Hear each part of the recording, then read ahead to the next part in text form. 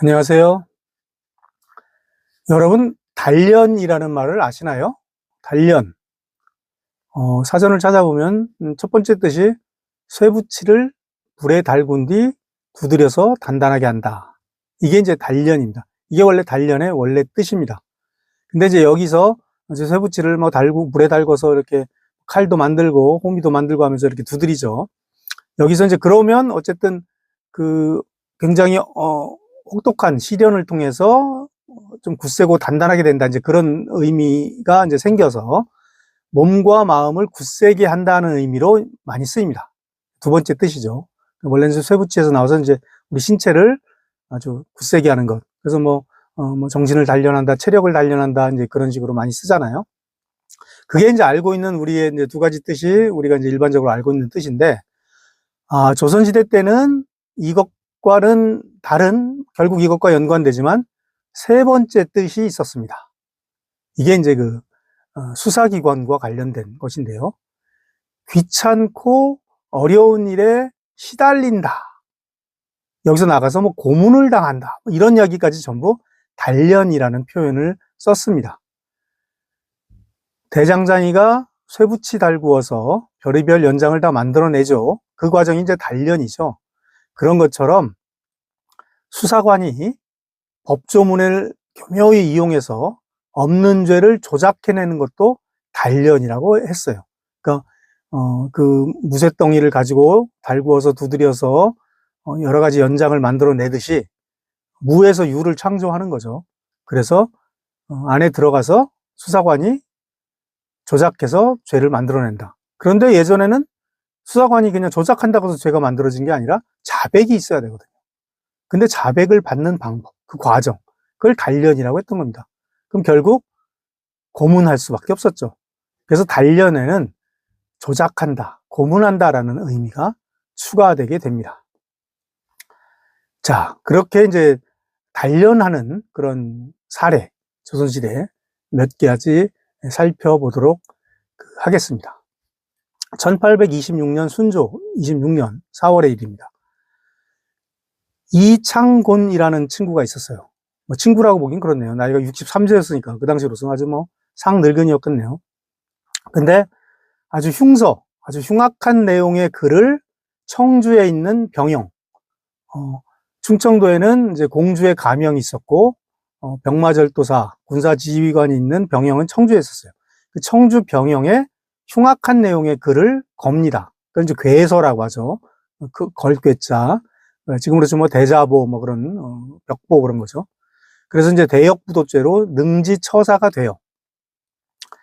그래서 이제 충청도 진천 사람인데, 그 내용이 뭐냐면, 경상도 태백산 아래에 석촌이라는 마을이 있는데, 거기 정희조라고 있다. 근데 이 친구가 굉장히 지략도 있고 힘이 센 장수다. 그러한 내용이었어요. 여러분 어디서 많이 들어본 얘기 아닌가요? 제가 작년에 여러 차례 했던 정시 진인설 기억이 나시는지 모르겠습니다. 여기서 또 비슷한 내용이죠. 정희조라는 친구가 지략도 있고 힘도 세다. 즉 이제 정시 진인설과 비슷한 이야기를 퍼뜨려요. 그러니까 이런 이야기가 굉장히 많았다는 거죠. 그래서 이제 뭐 대역부도죄니까 추국을 받아요. 끌고 와서 이제 추국을 하는데 추국 중 매 7대 맞고서 똥오줌을 쌉니다. 그래서 고문이 중지가 되는 그런 일이 벌어져요.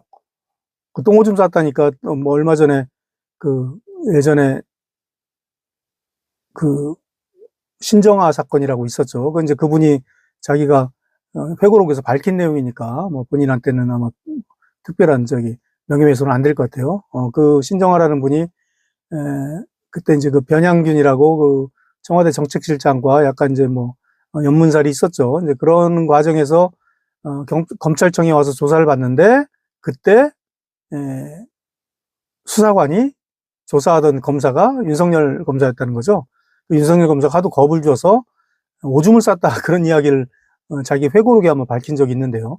그것과 좀 그것을 연상하게 하는 그런 이제 똥오줌을 싸서 이창곤이 중지된 그런 어떤 사례가 있었습니다. 그나마 사실은 이 추국청은 궁궐에 와서 하는, 아니면 의금부에 와서 하는 과정이기 때문에 사실은 상당히 합법적인 그런 이제 과정이었어요. 그 밑에 이제 하급기관, 특히 포도청에서는 그 포도청 같은 그런, 아니면 지방 뭐 가명이라든가 그런 경영이라든가 그런 곳에서 1차 조사할 때는 사실은 법에도 없는 어긋난 고문이 횡행했습니다. 그때 이제 고문은 법에 정해진 고문이 있고, 법에서도 금지된 고문이 있었거든요. 이제 이런 것들이 상당히 횡행했어요. 그래서 오죽하면 형조나 의금부, 추국청, 여기는 그래도 상급 기관이거든요. 그러니까 여기서 이제 조사하는데 보면 밑에 포도청이나 뭐 저쪽 그 병영 같은 데서 각 지방에서 또는 포도청에서 수사한 기록과 다른 내용을 진술하는 경우가 있어요. 그러면 진술이 오락가락하면 겁을 주면서 너 그럼 자꾸 이렇게 진술 오락가락하면 포도청으로 보낸다, 이런 이야기를 하기도 합니다. 근데 이건 결국은 포도청에서 매에는 장사 없다라는 얘기 있잖아요. 사실은 고문을 통해서 얻어진 거짓 진술일 수도 있는 것이죠. 사실은 이러한 예가 조선시대 때만 있었던 것도 아니에요. 한 80년대까지도 공내주의 독재가 횡행하던 시기에는 경찰 조사에서 고문을 너무 심하게 받으니까 거짓 진술에서 일단 모면한 뒤에 검찰로 넘어가서 부인하는 그런 일이 상당히 많았습니다. 그래서 이제 그때도 똑같이 그랬다고 그래요. 검찰에서 다시 그럼 경찰로 보낸다, 뭐 그런 얘기. 그러니까 검찰 단계에서는 이제 고문 같은 것들은 많지 않았던 거죠. 그래서 이제 검찰 또는 법원 단계에서 부인하거나 이런 일들이 상당히 이제 많았는데, 바로 조선시대 때 이제 포도청에서 그런 이제 그 일들이 많았던 것이죠. 그 하급기관은 이제 고문 사례, 방금 이제 그 사례는 이제 추국청에서 매를 맞다가 뭐 똥오줌 쌌다는 얘기인데, 1819년, 순조 19년에 추국청 조사 과정에서 나왔던 이제 하급기관 이제 고문 사례입니다.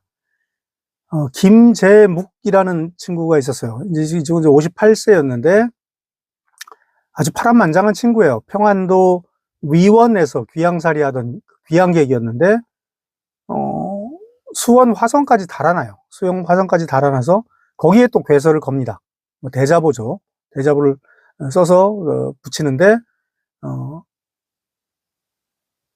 그 내용이 뭐 이제 또 굉장히 또 뭐 재밌어요. 근데 사실 김재묵 이야기는 뭐 이 사람 이야기만 갖고도 한참을 이야기할 정도로 이제 많기 때문에 오늘 이제 고문 이야기만 하도록 하겠는데, 수원에서 일단 체포가 돼요. 그래서 그 수원에 이제 그 군영 중에 하나 이제 중영이라고 이제 있었는데, 중영에서 주리를 틀면서 고문을 합니다. 그래서 자기는 이제 방문을 걸었다고, 자기가 걸었다고 이제 진술을 하는데, 이 추국청에 올라와서 신문을 받는 과정에서 그걸 번복해요. 자기는 사실 방문 건 일이 없는데 중영에서 하도 심하게 고문을 해서 거기서 일단 내가 살아야 되겠길래 장교가 그때 시키는 대로 진술한 것이다. 그래서 그때 장교가 매를 아주 모진 고문을 하면서 진술을, 너 여기서 한 진술을 올라가서 바꾸면 너 죽는다, 바꾸지 않아야 살 수 있다 라고 해서, 그 뒤에 이제 또 수원에서 이제 그 중영 다음에 뭐 상영이라는 그 곳에서 다시 진술을 하고, 포도청에서도 또 진술하고 추국청에서까지 진술합니다. 그러니까 추국청 1차 진술까지는 전부 거짓으로 자기가 자백을 했다는 거예요. 그래서 2차 신문 때 자기가 이제 털어놓는다라고 하면서 고문을 받았다는 얘기를 합니다. 물론 이제 이것을 또 피의자의 말이니까 어디까지 뭐 100% 믿을 수 있을지는 모르겠어요. 그런데 모든 게 다 진실일 수도 있죠. 그러니까 이 친구가 괴서를 건 것도 진실이지만 고문을 받았던 사실 자체는 또 있었을 가능성이 많죠. 아무튼 그래서 이 상급 하급 기관, 특히 지방이나 포도청에서 고문을 받은 뒤에 상급 기관에서 번복하는 뭐 이런 사례들이 상당히 이제 많았습니다. 그래서 이제 포도청에서 이렇게 그 형벌을 함부로 하니까 그때 이제 이걸 이제 남형이라는 표현을 합니다.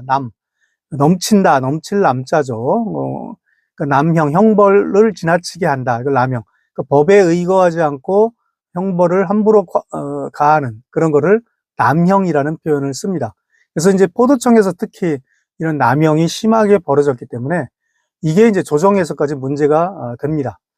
1851년, 이때 이제 철종 2년입니다. 이제 철종은 되게 어린 나이에 갑자기 강화도에 살다가 왕으로 이제 뽑히죠. 왕으로 뽑혀서 이제 올라왔는데, 이때는 그래서 대왕대비가 그 수렴청정을 하던 그런 시기입니다. 그래서 사실 이때는 철종은 뭐 앞에 그냥 앉아만 있는 허수아비고, 대왕대비가 이제 모든 걸 결정하던 때인데, 대신하고 이제 비변사 당상관들을 모아서 이제 대왕대비가 이제 국사를 논의하던 중에 이 포도청의 남용, 즉 형벌을 함부로 하는 이 사실이 이제 문제가 돼요. 그래서 이제 그 신하의 이제 어쨌든 사실 보고 중에, 예사롭게 원래는 이제 평문이라고 해서 평평하다, 평범하다, 말로 하는 신문을 평문이라고 해요. 그래서 예사롭게 평문에서, 즉 말로만 신문에서 자백하지 않으면 이제 그 다음 절차가 있어요. 그 다음에 이제 시위라는 게 있습니다. 요즘에는 뭐 시위하면 요즘 시위하는 좀 한자가 좀 다르긴 하네요. 베풀 시자입니다. 베풀 시자에 이제 위세 위자, 위세를 베푼다. 위협을 가하는 거예요. 아마 그 앞에 막 형구도 진열해 놓고 겁을 주는 거죠.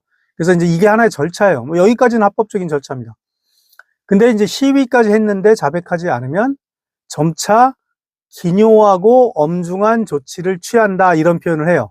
아마 이제 대왕대비 앞이니까 뭐 고문하는 그런 그 상황이라든가 현상을 구체적으로 묘사하지는 않았던 것 같아요. 고문을 아마 부드럽게 표현했던 것 같은데, 기묘하고 엄중한 조치를 취하니 어찌 단서를 못 잡을까 걱정하겠습니까? 매에는 장사 없다. 때리면 다 분다. 이제 그런 이야기죠. 그래서 일체 자백을 받으려고 이렇게 하는 것을 일삼아서 지나치게 혹독한 형벌을 시행하니 뼈가 상해서 장차 못 쓰게 되어버린 자도 있고, 정강이를 다쳐서 거의 멀쩡한 살갗이 없는 자도 있습니다. 죽을 죄를 지어 마땅한 죄는 지은 자가 있을 수 있지만, 그런 자는 나라의 법에 따라서 죽어야 마땅하지 형벌을 써서 죽게 해서는 안 됩니다. 이게 이제 조선시대 법의 정신이거든요. 죽을 죄를 진 사람은 죽어 마땅하지만 그것도 법에 따라 죽어야 된다. 그 법에 의한, 어떻게 보면 이를테면 법치죠, 이것도 일종의. 그래서 이제 포도청에서 너무 형벌을 심하게 하는 그런, 아까 얘기했듯이 뭐 뼈가 상하고 정강이가 다 헤어지고 막 살갗이 없고 막 이런, 얼마나 그러면 모질게 형벌을 취했다는 얘기입니까? 그래서 실제로 그것에 대한 조치로 그 당시 두 포도대장, 우변 포도대장과 좌변 포도대장 두 명을 모두 파직하는 그런 조치를 취합니다. 그만큼 당시 포도청의 고문이 얼마나 가혹했는지를 알 수 있는 사례라고 볼 수가 있겠습니다. 오늘은 여기서 마칩니다. 감사합니다.